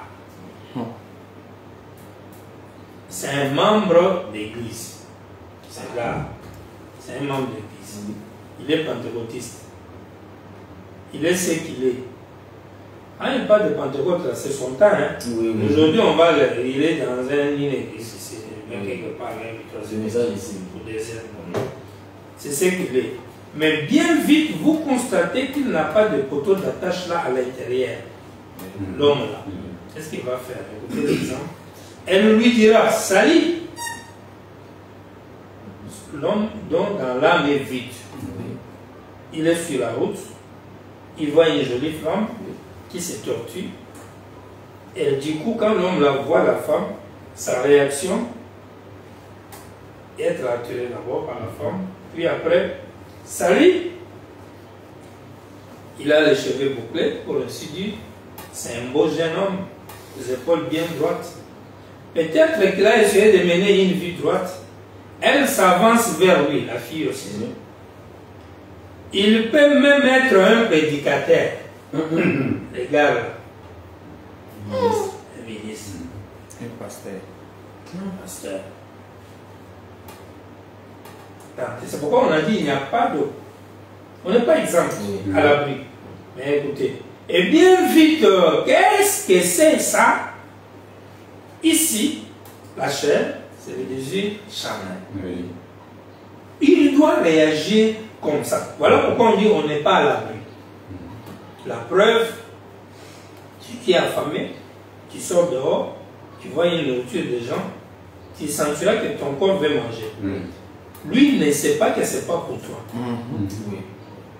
Même chose pour la femme. La femme est comme une nourriture. Et l'être humain est fait de sorte que quand il la verra, exhibée d'une certaine manière, le corps va réagir, peu importe à qui la femme appartiendrait ou qu'est-ce qu'elle serait. Oui. Si jamais tu la voyais nue, tu auras des réactions, peu importe. Peu importe. Frère Branham va très loin. Pourquoi il a interdit aux frères et sœurs de ne pas se saluer sur les lèvres? Ou même quand vous avez des grandes filles que papa ne peut pas faire vice ou maman vers ses fils, ainsi de suite. Il dit parce qu'après tout, c'est une femme. Il dit après tout, c'est une femme et c'est des sexes différents. Donc, la chair va réagir chaque fois qu'elle verra un corps d'une femme exposée. Raison pour laquelle Dieu veut que les femmes s'habillent bien pour couvrir leur corps. Parce que leur corps, c'est une nourriture. Un fruit. C'est un fruit, c'est une nourriture. Voilà. Un fruit que l'homme mange. Ah ouais. Ouais. Et quand vous allez l'exhiber, tu lui donneras l'envie de manger. Et quand il aura la réaction de manger, c'est normal. Ne dis pas qu'il est démon. Parce que s'il n'a pas la réaction, il est malade. Il est malade. Si les sœurs comprennent ça, elles comprendront comment elles doivent s'habiller. Même à l'église. Même à l'église. Quand on voit des sœurs qui s'habillent mal, dans les jupes mini, et elles sont devant. Non, elles sont mal du diable. Elles Elles sont mal du diable. Peu importe l'église, que ce soit chez nous, même si c'était ma propre église de pêche, si une sœur est dedans mal habillée, qu'elle sache, je lui dis qu'elle est loin du diable. C'est pas débat. C'est Fort. Ah, J'aime ça. dans l'église. Dans le royaume éternel, là, si vous voyez qu'il y a de nos sœurs qui s'habillent mal, sache ça qu'elle est loin du diable. C'est pas Dieu qui lui dit de s'habiller comme ça. Ni moi. Amen. Je n'ai jamais dit à quelqu'un de mal s'habiller. Non. Le corps de la femme, c'est un fruit. C'est ça. Imagine-toi si tu l'exposes à un homme qui est affamé. Même là, vous voulez voir des sœurs très jolies, bien habillées. C'est bien. Quand une sœur est jolie et bien habillée, c'est bon. Parce que si un homme arrivait à être tenté ou à envier une femme bien habillée, qui n'a rien exhibé, à ce moment-là, lui est malade. Lui, il a un démon. Lui, il a un esprit de convoitise. C'est grave. Parce que l'esprit de convoitise amène l'homme même vers une folle. Toute femme. Donc, un homme qui est possédé de l'esprit là, femme ne passe pas devant lui. Il doit. Non, il doit réagir. Kaya. Ça, c'est un malade total. Pour quelqu'un, pas pour quelqu'un. Oh non, lui, c'est femme, c'est tout. Ça, c'est un malade. Même en Europe, on les amène dans les hôpitaux. On les amène à l'hôpital. Tu vas aller. Il y a des termes. C'est dosé. Ce sont des malades. Ouais, demain béni. Maintenant, si vous avez une soeur dans votre église qui vient vous accrocher et elle vous dit qu'elle n'arrive pas à résister devant les hommes. Je n'arrive pas à rester devant les hommes. Bon. On demandera d'abord, elle va expliquer qu'est-ce qui lui arrive. Oh non, je sens seulement que l'homme ou rien, on doit me prendre, on doit me prendre. Non, tu as besoin de la délivrance, tu es malade, tu as un démon. C'est un esprit de sexe, de l'enfer, qui doit faire ça, mais il ne peut pas le faire en tant qu'esprit. Il doit le faire en utilisant ton corps. Et il se nourrit de ça en faisant la loi. Sinon, il ne vit pas. Tu dois vivre dans ton corps. Maintenant, il faut qu'on les chasse. Quand il part, tu deviens normal. C'est-à-dire un homme doit avoir les désirs normaux, de la virilité normale, des effets normaux. C'est pourquoi nous insistons sur un fruit, une femme, exhibé. Un peu de sein dehors. Il y a d'autres hommes, ils ne veulent pas voir ça. Dès que la vie, ça les frappe. Il est excité. Et du coup, l'esprit du diable n'est pas là pour commencer à lui donner quelques idées. Parce que le diable utilise nos supports pour agir. J'ai toujours dit, les démons de Palu, pourquoi ils n'existent pas en Russie? On appelle Palu démon ici, non? Oui. Mais est-ce que si tu vas en Russie, tu vas voir Palu? C'est impossible à cause du froid. Les moustiques qui donnent Palu vivent dans les climats tropicaux. Et du coup, l'esprit diabolique vient s'associer à ça pour agir. Et là où la moustique disparaît, les démons aussi de Palu ne peuvent plus se faire voir. Donc le diable agit en fonction des possibilités que nous lui donnons, des fenêtres que nous lui ouvrons. Quand un homme passe dans la rue, pourquoi Femme a dit à Pierre Green qu'il n'est pas mal que les oiseaux se volent ta tête, au-dessus de ta tête, et ne laisse pas construire de nuit. Parce que, justement, tu peux envier une femme, tu peux convoiter, désirer. Tu regardes, c'est humain. C'est pourquoi un frère marié qui commencerait à aller dire à sa femme, oh chérie, je suis sorti, vraiment, je convoitais, tout ça, il commence à se repentir, tout ça. Celui-là, il peut être un poltron, ou il exagère, lui, il a un problème. Non, mais ce n'est pas ça le péché que tu vas aller te repentir à ta femme. Non, c'est pas ça. Oh chérie, je convoite trop. Non, Dieu ne te demande pas d'aller confesser le convoitisme. Amen. C'est pas ça que Dieu a. C'est le missile. Parce que le convoitisme, ce sont les oiseaux qui se volent ta tête. Et c'est possible. C'est possible. Donc, c'est pourquoi nous serions contre les sœurs qui attaquent leurs hommes parce qu'ils convoitent. Non. Si ton homme t'aurait dit qu'il a convoité, ou le convoitisme lui vient beaucoup, ne commencez pas à faire ça. Non. Essaye juste de prier pour lui et d'aider, surtout qu'il ne le laisse pas construire des nids. Et ça, c'est ce que l'homme a dit. On ne se répand que quand on a pris son corps, on a introduit dans un autre corps. Et pourquoi? Parce que le corps, on dit que ça l'appartient. Comme je l'ai fait ailleurs, illégalement, voilà pourquoi je regrette de ça. Et c'est normal, conformément aux vœux du mariage. Voilà pourquoi hier on disait, les gens qui disent que, étant donné que la polygamie est permise, cela veut dire que l'homme ne peut pas aller se repentir à sa femme quand il couche dehors. Et beaucoup même ne veulent même plus se repentir. Même la formule d'aller dire à sa femme, prendre la femme avec qui tu es tombé, les gens ne veulent même plus. Ils trouvent tout ça là que c'était très long. D'ailleurs, c'est infaisable. Donc on dirait que le grand il faisait une blague quand il a dit. Alors que non. Donc, ça veut dire quoi? Ça veut dire que quand l'acte est fait, tu avoues. Tu es obligé d'avouer à ta femme. Tu ne vas pas avouer parce que tu es inférieur ou tu es égal à la femme.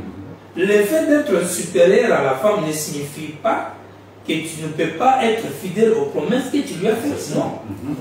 D'où, comme je suis supérieur, je suis roi, donc je ferai tout, je n'ai rien à te dire. Par contre, toi, tout ce que tu feras, tu es censé venir avouer. Donc ça c'est diabolique. Quand quelqu'un raisonne comme ça, vous savez qu'il est loin du diable. La parole ne nous donne pas ça. Donc le convoitise, ce sont des choses qui arrivent tous les jours dans la vie de l'homme. Ça peut lui arriver chaque fois à cause de ces femmes qui exhibent leur corps. Écoutez, Jérémie, regardez ici. Voilà une jeune fille qui marche dans la rue en se tortillant. Aujourd'hui, elle porte des culottes très courtes, au point même que les sous des fesses sont dehors. Maintenant, un homme affamé, peut-être il était dans le jeûne et prière, n'a pas fait l'entre là. Il n'a pas mangé le fruit. Il a fait quelques jours. Ou même par le fait même de s'habituer avec sa femme, à un moment donné, quand on s'habitue à une nourriture, on perd l'appétit. Tout ça, c'est naturel. C'est pas démoniaque. C'est pas démoniaque. Oh, mon mari n'est plus chaud envers moi. Au début, là, c'était tous les jours. Maintenant, là, même pour me toucher, c'est un problème. Non, non, c'est la nourriture. Il s'est habitué. L'homme, quand il s'habitue, ça fait ça. Vice versa. Voilà pourquoi il faut toujours certaines astuces pour que l'habitude ne s'installe pas. Enfin, toujours de lui donner l'appétit. La preuve, manger à checker tous les jours, ça va. Tu vas te fatiguer. C'est naturel. Si aujourd'hui je viens en prêche, Job était sur les cendres malades, demain Job sur les cendres malades, pendant un an, vous n'allez plus venir à l'église. Vous allez rester. Alors que c'est la Bible de la parole de Dieu. C'est le changement des menus qui fait quand même que, enfin, c'est la même chose. Donc, voilà pourquoi aujourd'hui il y a un souci. Les hommes sont derrière les femmes. Non, non, ils sont habitués à un repas. Et du coup, ils commencent à envier autre chose. Maintenant, le problème qui s'ajoute, c'est que le monde est tellement pollué, voilà, qu'ils vont devenir fous. Voilà cette fille qui se torture sur la route. Voilà un jeune homme. Ça attire son regard. C'est un membre de l'église. Il est pentecôtiste, il sait qu'il est. Mais bien vite, vous constatez qu'il n'a pas de poteau d'attache là à l'intérieur. Elle lui dira, salut, il a le cheveu bouclé, pour ainsi dire, c'est un beau jeune homme aux épaules bien droites. Peut-être qu'il a essayé de mener une vie droite. Elle s'avance vers lui. Il peut même être un prédicateur. Qu'est-ce que c'est que ça? Les désirs charnels. Et pourtant, l'esprit là à l'intérieur, il est loin. Et il dit, ne le fais pas, ne le fais pas. Dieu ne pousse pas. Dieu bloque. Dieu bloque. Dieu bloque. Dieu laisse la possibilité qu'on choisisse. C'est bon, mais il a mis le feu rouge. Il nous bloque quand il nous voit en train d'aller faire le mal. C'est pourquoi nous avons toujours conscience maudite. Conscience maudite. C'est Dieu. Il ne voit pas. Ne fais pas. Ne fais pas. Ne pas tranquille. C'est un homme qui a fait le dire. Il dit, qu'est-ce que c'est? Le pauvre, il est déjà excité, très excité. Il a vu la fille, il la voit déjà toute nue. Ça, c'est dans son corps physique. Fait madame dit, mais à l'intérieur, il y a Dieu dedans, il est loin. Et qu'est-ce que ça dit? Ne le fais pas, ne le fais pas, ne le fais pas. La chair excitée, l'intérieur, ne le fais pas. Voilà la guerre qui s'installe. Ça, c'est un fils de Dieu. Hein? Ne le fais pas, ne le fais pas, ne le fais pas. Mais qu'est-ce qui va se passer? Ça lui fait tourner la tête. Si maintenant ne le fait pas, n'est pas forte, cette puissance de Dieu là n'est pas forte en lui, la tête, quand ça va tourner, il va dire, ne le fais pas là, tais-toi.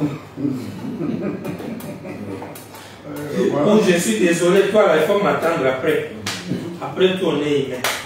Ça là, toi, tu me dis, là, je fais ça là, je ne fais pas. Ça ou rien, ça casse ou ça passe. Et la voix c'était. La voix c'était en même temps. Elle ne parle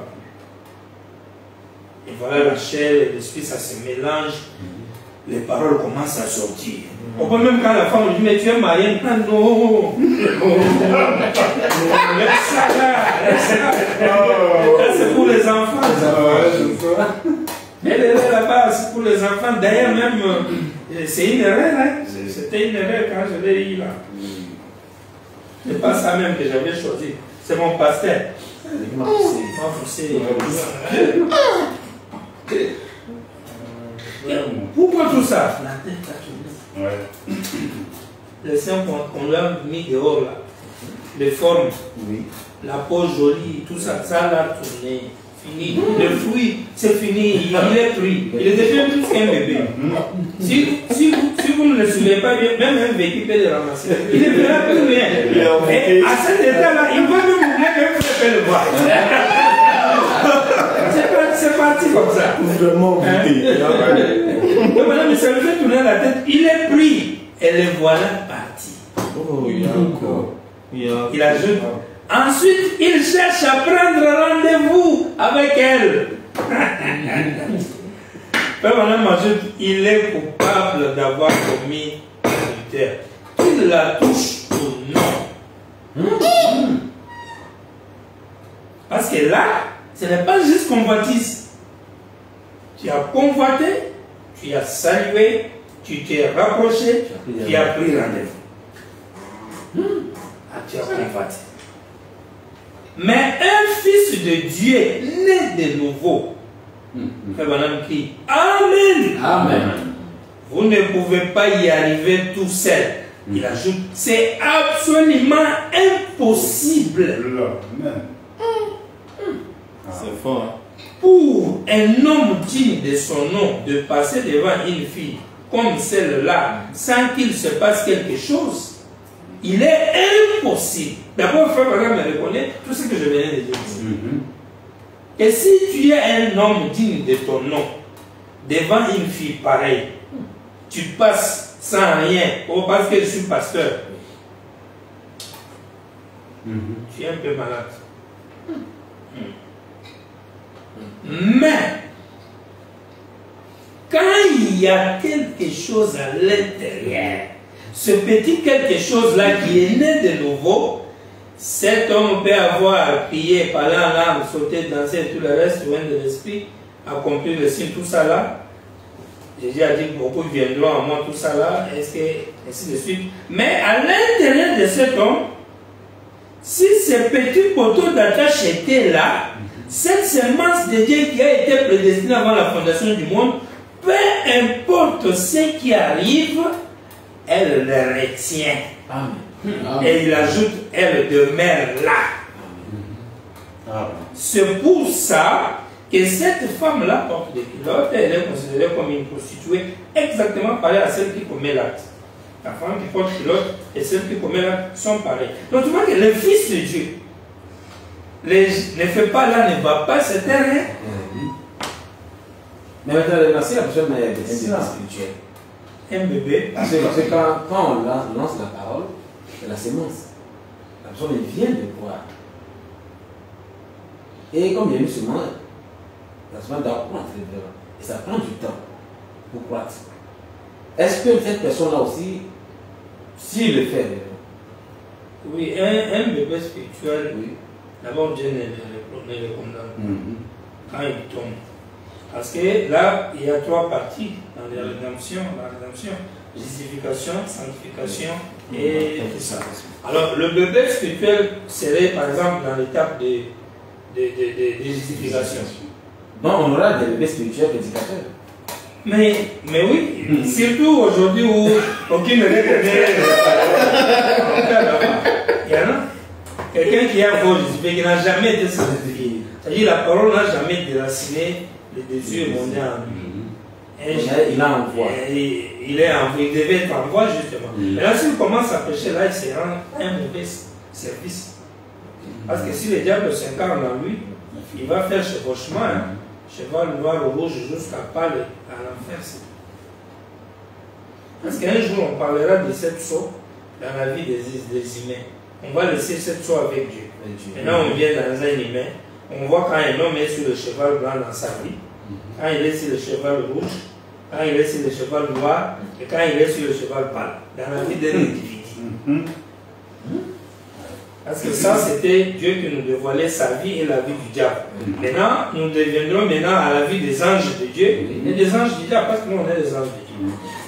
Nous allons entendre vraiment remettre cet enseignement-là. Oui, parce que ça s'annonce très bon déjà. Ouais. De cette source de la vie des croyants. Ouais, du croyant. Wow. Du prédicateur, du croyant, et ainsi de suite. Donc nous avons des bébés spirituels, ministres, prédicateurs et pasteurs. Et ce qui est grave, c'est que sera très mal. Parce que Paul va intervenir. Parce que nous avons des prédicateurs qui affirment qu'ils n'ont pas né de nouveau. Non, si un prédicateur dit qu'il n'est pas né de nouveau, puis il prêche, Donc il fait des plaisanteries avec Dieu, avec sa propre vie. C'est un manque de sérieuxité incroyable. Mais comme la Bible dit, confesser les péchés les uns des autres. Confesse les péchés. Il dit, il n'est pas né de nouveau. Les péchés même qu'on dit qu'on confesse les uns les autres, d'accord, ce n'est pas que quand tu fais le mal, tu vas aller confesser chez un frère. C'est quand tu fais le mal à ton prochain que tu le confesses. Tu arranges avec lui. Vous voyez. Maintenant, quand tu n'es pas encore né de nouveau, tu ne peux pas aller à la chair. Maintenant, dit, avant d'aller à la chair, tu dois rencontrer Dieu face à face. Tu dois faire une expérience avec Dieu. Comme Moïse a rencontré Monsieur le sable sacré du désert. Amen. Et 5 minutes après, il vient nous changer. Là où il a fouillé, à 40 ans, Oui. avec des muscles, il y retourne à 80 ans, donc avec un. Et bien, donc, ça complique les choses. Hein. Ça veut dire que nous avons aujourd'hui, dans le message du troisième exode, des pasteurs, des prédicateurs, des ministres, qui ne sont pas nés de nouveau, qui n'ont pas encore rencontré Dieu face à face. Mais, c'est vrai, parce que la mention est grande, mais on a peu de briller. Et si vous attaquez à ces ministres pasteurs, ça veut dire que vous n'aimez pas Dieu, révérend. Tu sais, c'est toujours ça. C'est comme ça que nous faisons les raccourcis dans la parole. C'est-à-dire, Dieu nous dit, par exemple, comme tu as dit, la mention est grande. Et dans un pays, dans une ville, il n'y a pas de prédicateur. Par conséquent, je le deviens. Regarde ce que Paul dit, Timothée 1, chapitre 3. Cette parole est certaine. Si quelqu'un aspire à la chasse d'évêque, il désire une œuvre excellente. Il faut donc que l'évêque soit irréprochable. Irréprochable. Mari d'une seule femme, sobre, modéré, réglé dans sa conduite, hospitalier, propre à l'enseignement. Il faut qu'il ne soit ni adonné au vin, ni violent, mais indulgent, pacifique, désintéressé. Il faut qu'il dirige bien sa propre maison et qu'il tienne ses enfants dans la soumission et dans une parfaite honnêteté. Car si quelqu'un ne sait pas diriger sa propre maison, comment prendra-t-il soin de l'église de Dieu? Il ne faut pas qu'il soit un nouveau converti. Amen. Amen. Ouais. Le père, qu'enflé d'orgueil, il ne tombe sous le jugement du diable. Amen. Il faut aussi qu'il reçoive un bon témoignage de ceux du dehors. Ah, c'est dit dehors. Du dehors. Pas seulement dans l'église. Du dehors. Afin de ne pas tomber dans l'opprobre ou dans le piège du diable. C'est pourquoi un homme né de nouveau, quelqu'un qui doit prêcher, il ne doit pas être sujet à tomber dans le piège du diable. Vous avez vu l'écriture qu'on a dit ici. L'âme va dire non, non, le frère dit il n'ira pas, il ne le fera pas. Mais maintenant imagine-toi, Dieu est à moi, Branham est mon Branham est. Frère dit il peut même être un prédicateur. Rendez-vous, pour, j'ai fait, demain encore, viens encore. J'ai fait encore un an fini, des années finies. La chair est toujours faible, 45. La chair est toujours faible. Et du coup, je me retrouve que j'ai fini même une dizaine de filles dans le quartier. Toujours la chair faible.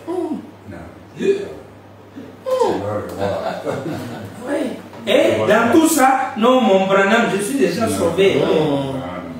Là, vous parlez à vos ministres, L'écriture a dit, ça peut être un prédicateur. C'est ça. Oui. Et tu ne le sais pas. C'est pas moi. L'épée à double tranchant. Et tu ne le sais pas.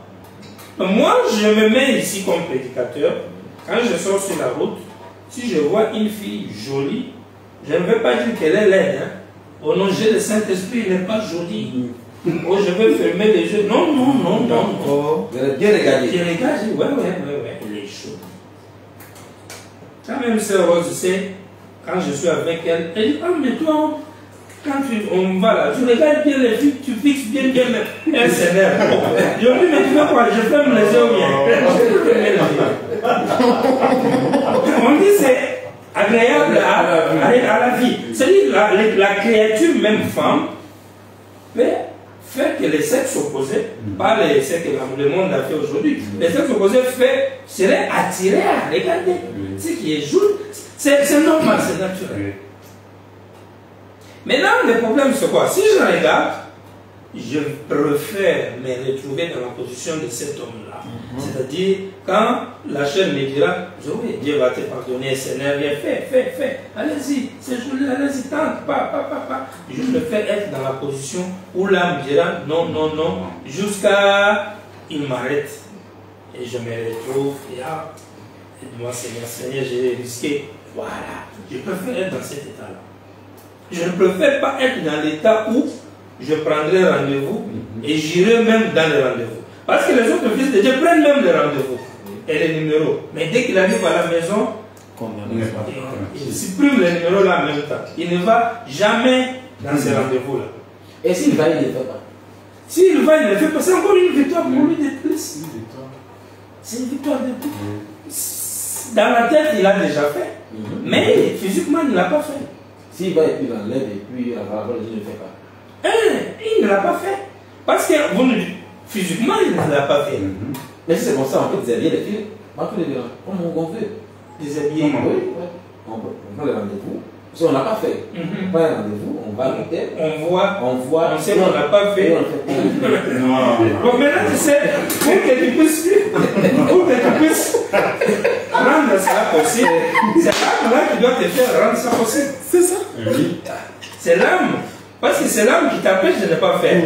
Mais est-ce qu'il te laisse toujours aller jusqu'à ce niveau-là où tu vas te déshabiller?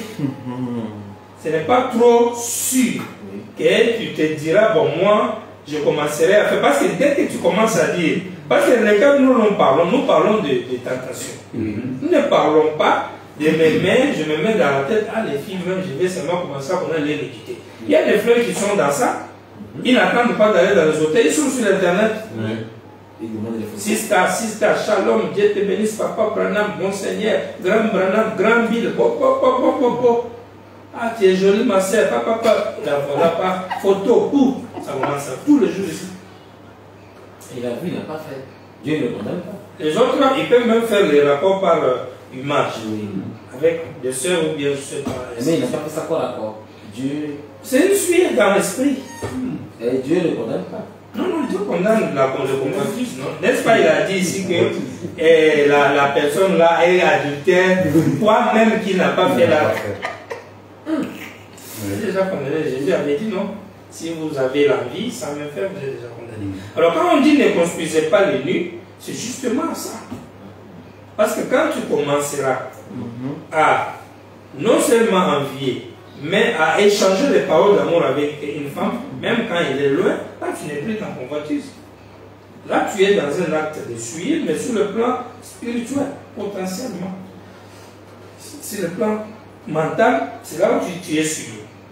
Il est vrai que quand tu feras maintenant, par exemple, masturbation avec cette fille-là, à partir des images que vous échangez, en ce moment-là, tu suis ton corps. Tu as suivi ton corps, car moi, tu ne diras pas que non, elle est loin, tout ça. Non, tu suis ton corps.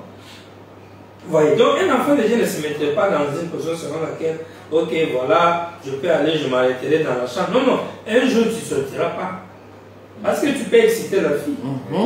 Au point où elle ne peut pas te laisser partir.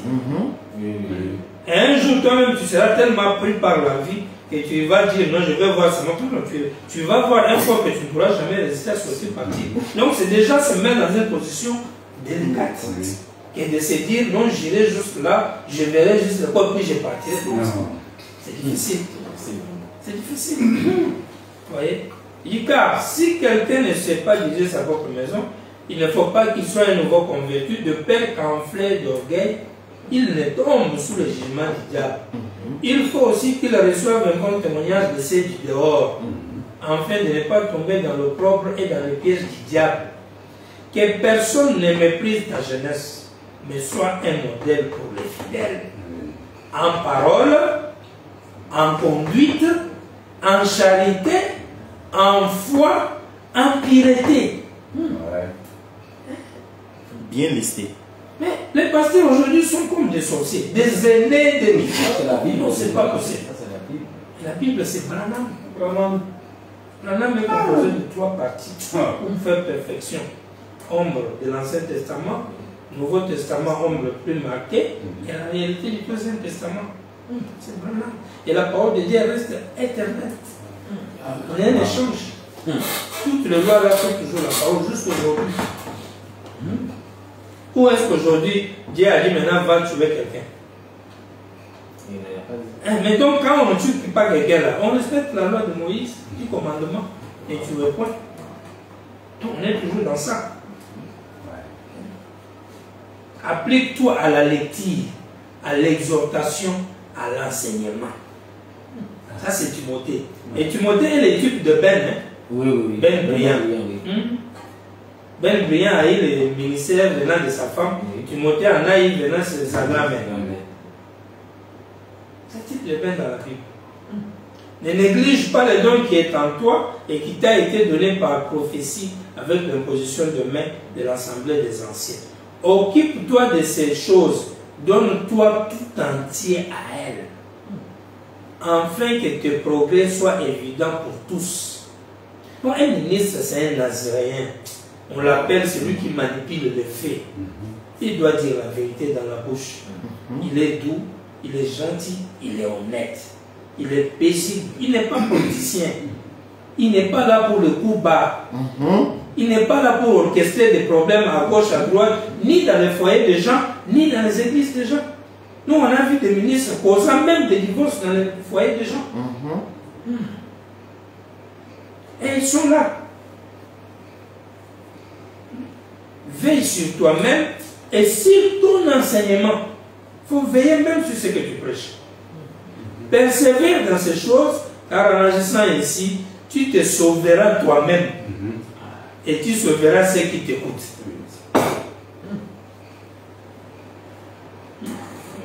Je te conjure devant Dieu, devant Jésus-Christ, devant les anges Élie, d'observer ces choses sans prévention, de ne rien faire par faveur. N'impose les mains à personne avant avec précipitation et ne participe pas au péché d'autrui. Et quand il descend, ne continue pas à ne boire que de l'eau, mais fait usage d'un peu de vin. Parce qu'en haut, il a dit que le vin ne se donne pas au vin. Et ici, il lui dit, toi, prends un peu du vin à cause de ton estomac et de tes fréquentes indispositions. Voilà pourquoi un Timothée qui a des indispositions, il prend un peu du vin. Oh, c'est un buveur, tu commences à le critiquer. Donc, si tu as un corps. Il y a l'alcool sur la Bible, c'est pas Bon, sur la Bible, ce n'est pas vin. dans le cas là, c'est le vin qui est là. Non, non, c'est le vin des raisins. C'est Israël. Israël ne connaît pas son habit, il dit tout.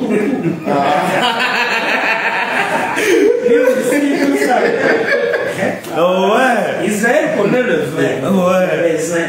Et puis ça se fermente, il y a un peu d'alcool dedans. Ouais. C'est ça ce que Timothée est en train de dire ici. Ils prenaient aussi des liqueurs, les juifs, parce que Dieu le permettait. C'est pourquoi dans la Bible, on n'a pas interdit des boissons alcoolisées. C'est les chrétiens, quand ils font ce genre de débat avec les gens qui boivent, on les bloque parce que la Bible n'interdit pas. La Bible refuse l'excès, l'ivrognerie. Et même quand on dit à l'évêque ne se donnez pas, cela ne veut pas dire ne prends pas. À donner au vin. Oui, ne te donne pas. Voilà. C'est pourquoi ici à Timothée dit non, prends un peu pour les indispositions. Donc voilà un peu un tableau par rapport à ces 3 questions. Dieu ne pousse personne pour faire le mal. Mais Dieu nous a mis dans une situation de libre arbitre, où il ne nous empêche pas de décider ce que nous voulons. Mais du moment où la nouvelle naissance est venue, c'est cette vie-là nouvelle en toi qui va te bloquer, te mettre des barrières. Et puis, Fabalan va lui dire la musique, les prédications, toutes ces choses-là sont des moyens que Dieu utilise pour toujours nous interpeller. Quand les gens vont à l'église, on leur prêche, ça leur garde dans l'atmosphère pour qu'ils évitent de tomber, de faire le mal. Vous voyez. Donc Dieu n'est pas là pour nous pousser à faire le mal, au contraire, il nous encourage à faire le bien. C'est pourquoi dans les Écritures, il dit toujours fais le bien, laisse le mal. Le mal, c'est quoi? C'est s'opposer à son programme, s'opposer à sa volonté, s'opposer à ses règles, à ses principes qu'il a établis pour l'Église, pour le mariage, pour la vie dans la société. Tout ce que Dieu a donné comme principe de vie, l'homme doit respecter ça. Quand il dit non à ça, il s'oppose à Dieu, il lui cause du tort, il fait le mal. Vous voyez? Et du coup, il va en payer les prix. Donc voilà un peu si tout est répondu. Tout est répondu. En tout cas, nous vous disons un grand merci. Et nous sommes des moments très bénis pour nous de vous suivre ainsi. Et nous ne croyons pas que vous parlez de quelqu'un, mais vous nous prêchez, nous qui sommes vos ministres. Et nous devons mettre vraiment ces écritures en pratique. Parce que cela va de notre intérêt. En tout cas. La Bible et le message, c'est la même chose. Et nous devons vraiment nous mettre au travail pour que cette parole-là se fasse chère dans nos vies. Parce que vous êtes vraiment un modèle pour nous. Nous vous suivons et puis nous devons être à l'image de notre maître.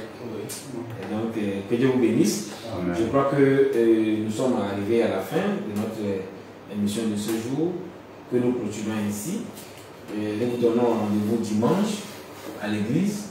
Ceux qui nous suivent en direct, nos amis du Gabon, nos amis de la RDC, ceux qui vont là-bas, nos amis du Ghana, du Bénin, de la Côte d'Ivoire, même de la France, oui, de l'Amérique et puis de l'Inde aussi. En tout cas, vraiment, que Dieu vous bénisse. Suivez-nous très bien et je crois que ces moments que nous partageons vous serez très très bénéfiques. Là, nous saluons notre bien-aimé le Canadien, le frère Eddie.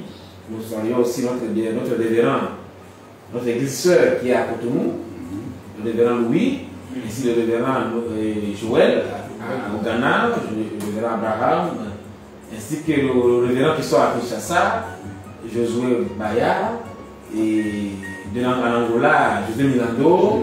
En tout cas, ils sont très nombreux. En tout cas, vraiment, que Dieu vous bénisse. Nous sommes très contents de vous présenter ces émissions. Et je crois que c'est l'avant-dernière émission que nous animons ici à Lomé. Et demain, il y a le sport aussi. Ah, ici. Ça va venir. Si tu veux faire le sport, il y a le sport, même 30 minutes. On ne sait jamais. D'accord. Donc, voilà, vous avez annoncé déjà un série d'enseignements sur le 7e saut dans la vie du croyant. Comme nous appelons cela, c'est cette saut, oui, c'est le chevauchement. Le chevauchement, oui. Et maintenant aussi, il y a des sœurs et il y a des frères qui vous appellent du côté du Gabon, qui vous demandent le baptême déjà. Que pensez-vous de cela? Comme mot de fin, Je suis en train de réfléchir, je vais même dire que je te reviens. Donc, je pense que d'ici demain, je vais lui répondre. Je suis en train de voir qui est-ce que je peux lui confier pour qu'elle prenne sa terre. Parce que je disais que Gabon a maintenant un petit problème. C'est-à-dire que quand nous avons permis que nos croyants, qui faisaient déjà partie prenante de notre propre assemblée, Royaume éternel Gabon, ils sont allés écouter le révérend qui a prêché là-bas, qui était venu justement prouver, ils savaient qu'il y a un groupe là-bas, parce que lui avait l'église à l'intérieur, il est venu maintenant à Libreville, je crois qu'il s'appelle Lick. Alors quand il les a eu, ils sont allés là-bas, j'avais dit que je ne les ai pas interdits de partir, parce qu'ils m'ont demandé, Et je leur ai dit, vous pouvez partir. 3-4 jours de réunion, c'est parti pour jusqu'aujourd'hui. Maintenant, le problème est que dans ces cas, qu'est-ce qu'on devait faire? Doit-on parler avec eux pour qu'on se dise, mais l'église disparaît ou bien c'est comment, ou bien on le laisse ainsi? Je n'ai rien fait jusqu'à présent. Peut-être bientôt 1 an. Maintenant, la sœur, voilà qu'elle, elle suit, elle a écouté parler du 3e exode, elle a suivi l'enseignement sur les ramassis par YouTube, et du coup, elle a pris les engagements pour croire la parole faite chair, mais nous sollicitons, nous, comme son pasteur. Donc, aujourd'hui, je me demande, si je l'envoie encore chez les autres amis, ils vont la conduire directement dans l'église où ils vont. Alors que ce n'est pas ça ce qu'elle cherche. Donc, c'est ça là, ce que je disais la dernière fois. Nous devons échanger ça avec les gens. Devrions-nous garder quelqu'un à la maison? Doit-elle aller adorer quelque part? Voilà pourquoi nous disons, ça serait mieux, parce que notre présence physique était aussi très importante. Ça serait mieux, on va envoyer seulement l'un de nos ministres sur place, il tient des réunions, et les gens qui adhèrent à notre vision, de notre doctrine, seront alors à ce moment-là. Parce que ce n'est pas que nous sommes allés créer une église alors qu'il y en avait une autre, mais les gens sont sortis du 2e exode par notre enseignement. Et tous ces gens-là, nous devons les encadrer. C'est notre vision, parce que les dénominations, il y en a aussi dans le 3e exode. Donc il n'est pas question juste de dire non, comme il y a le 3e exode, donc qu'ils aillent ici ou là-bas. Il faut qu'ils aillent là-bas à condition qu'il n'y a pas autre mieux ailleurs. On dit tout est faux sauf Jésus est divin. Tout est faux sauf Branham est divin. Va adorer. Là, il n'y a pas de problème. Mais quand maintenant vous avez les moyens d'avoir pour vous, vous mettez ça en exercice. Donc, je ne pourrais pas moi personnellement aller bientôt au Gabon, mais je pense qu'envoyer quelqu'un, c'est la meilleure solution. Et si quelqu'un est allé et qu'il a prêché, et que l'église là est établie comme cela, maintenant, il peut faire même 1 an, même 6 mois, peu importe le temps, pour que la chose soit bien assurée. Et les gens seront baptisés. Mais en attendant, on verra si la sœur pourra attendre la personne qu'on va envoyer, ou bien on va lui trouver quelqu'un pour la baptiser. Donc ce sont les choses en réflexion. Nous allons en parler dans nos réunions la semaine prochaine. Merci beaucoup.